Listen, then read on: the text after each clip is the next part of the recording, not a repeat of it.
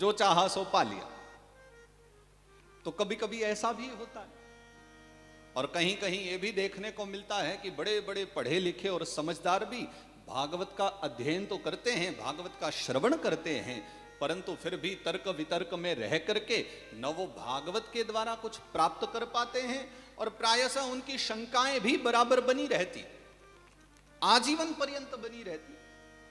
तो लाभ किसमें है कि या तो श्रद्धा भक्ति के साथ मान करके जो चाहिए वो पालो, या आजीवन पर्यंत तर्क वितर्क में फंस करके रह जाओ। और जो तर्क वितर्क में फंस करके रह गए तो उनका तो जीवन में कभी कल्याण है भी नहीं। कथा श्रवण करके भी अगर तर्क वितर्क में फंसे रह गए तो फिर कथा से क्या पाओगे? तर्क वितर्क नहीं, जिज्ञासा करना अच्छा है।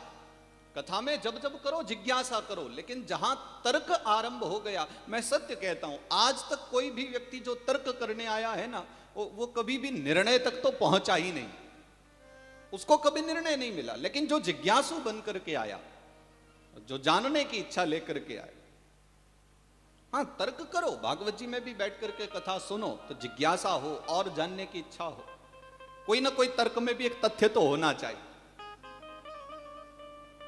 दो मित्र खड़े थे और उनमें से एक व्यक्ति ने प्रश्न किया कि अगर तुम्हारे कान कट जाएं तो क्या होगा? अब स्वाभाविक सी बात है कि कोई भी सामान्य व्यक्ति यही कहेगा कि भाई कान कट जाएंगे तो मैं बहरा हो जाऊं। हालांकि इस बात में भी कोई लॉजिक नहीं है, क्योंकि कान कटने से कोई बहरा नहीं हो सकता, इसके चांस बहुत कम है। लेकिन फिर भी अब जब पूछा था तो सामने वाले ने कह दिया कि अगर मेरे कान कट जाएंगे तो मैं अंधा हो जाऊंगा। अब बहरा कहता तो एक बार को समझ में भी आती, पर अंधा होने का तो दूर दूर तक कोई कनेक्शन नहीं था। और उसने जवाब दिया कि अगर मेरे कान कट गए तो मैं अंधा हो जाऊंगा।